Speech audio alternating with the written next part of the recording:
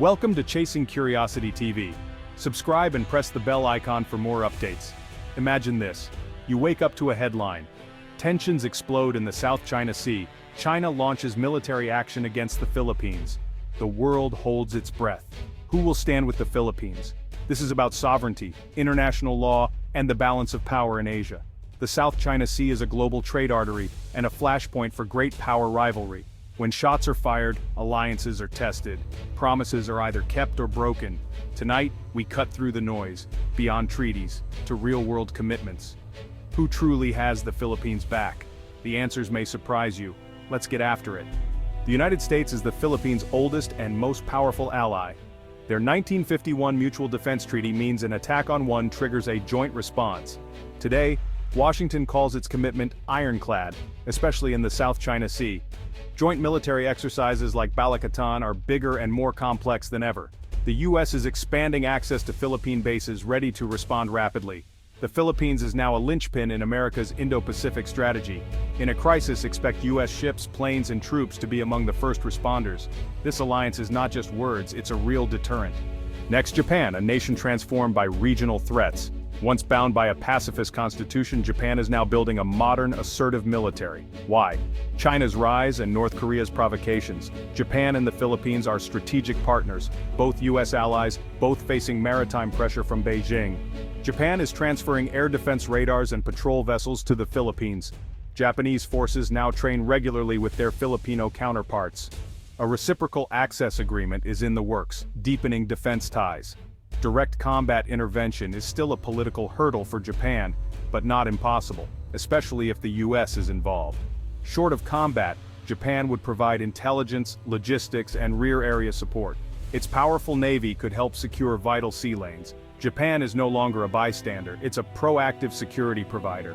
In a crisis, expect Japan to move quickly to support the Philippines.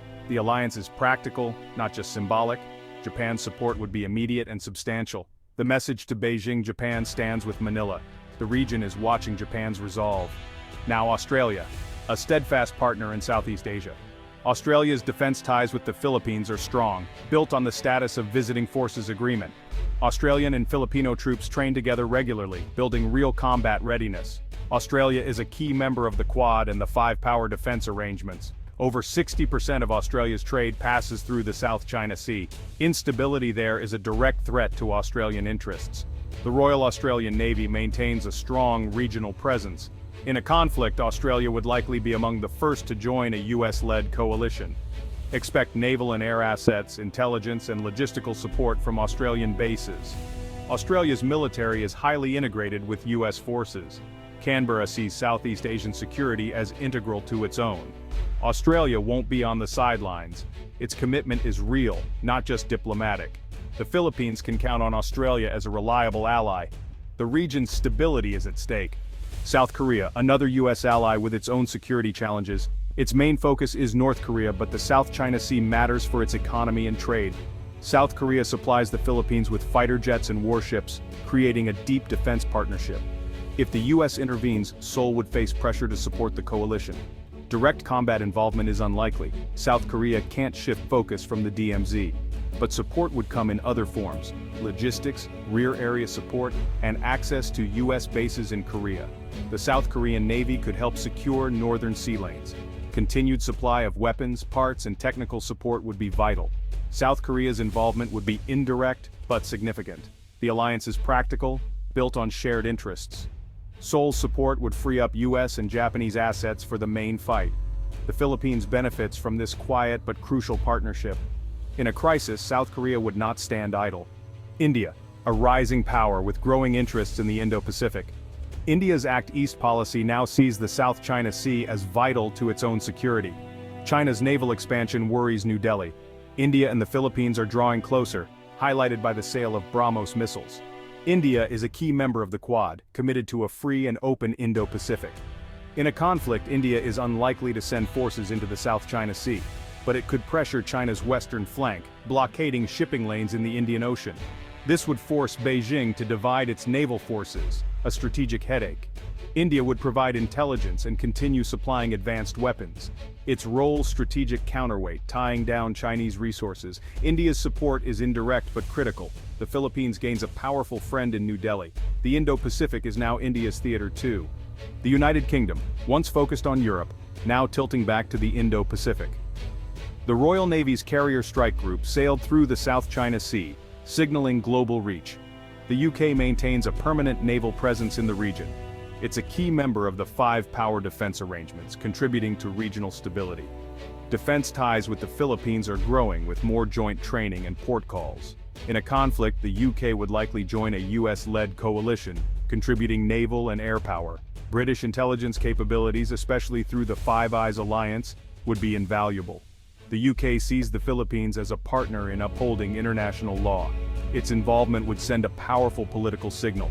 The old lion still has teeth, and it's showing them in Asia. The Philippines can expect real support from London. The coalition would be stronger with the UK on board. France, a resident Pacific power with territories and citizens in the region. France maintains a significant military presence in the Indo-Pacific, including naval patrols in the South China Sea.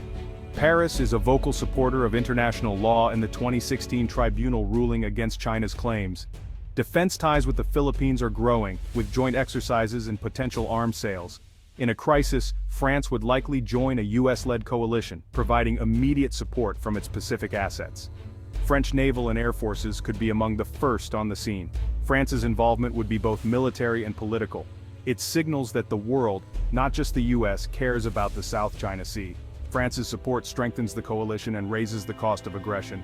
The Philippines gains a powerful European ally. The message: this is a global issue. Vietnam, a neighbor with its own history of conflict with China. No formal alliance with the Philippines, but a powerful shared interest in resisting Chinese maritime assertiveness. Vietnam's Four No's policy prevents formal military alliances. Still, security cooperation is growing. Intelligence sharing, incident management, and real-time information on Chinese movements. In a conflict, Vietnam would not join a coalition, but would provide crucial intelligence. It could increase pressure on Chinese forces near Vietnamese-held islands, forcing Beijing to divert resources. This unofficial partnership is born of a common threat. Vietnam's support would be quiet but invaluable. The Philippines and Vietnam are united by necessity. Together they complicate China's calculations. The region's resistance is stronger than it appears. Canada, geographically distant but committed to the rules-based order. Canada's Indo-Pacific strategy calls out China's disruptive behavior and pledges deeper engagement. Canadian naval and air forces now regularly operate in the region, conducting patrols and exercises. Canada is a NATO and Five Eyes member, with a history of joining US-led coalitions. In a crisis, Canada would likely contribute a frigate or surveillance aircraft. The political significance would be huge, another G7 democracy standing with the Philippines. Canada's support would reinforce the coalition's legitimacy. The message: this is not just America's fight, the free world stands together. The Philippines gains another principled ally. ASEAN, the regional bloc, but divided by internal interests. Consensus rules mean no collective military response. China exploits these divisions to prevent unified action. ASEAN's strength is diplomatic, not military. In a crisis, ASEAN would provide a platform for emergency diplomacy and international pressure.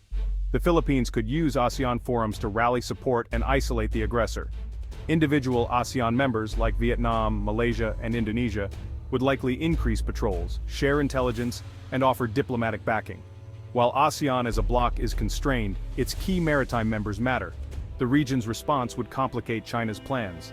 ASEAN's voice would add to the global outcry. The Philippines is not alone in its own neighborhood. So what's the bottom line? The Philippines is not isolated. A web of alliances and partnerships connects Manila to a global network of powerful nations. The goal is deterrence, raising the cost of aggression so high it never happens. An attack on the Philippines would trigger a broad international response. The world is watching the South China Sea.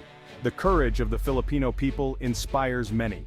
If the unthinkable happens, one thing is clear: the Philippines will not stand alone.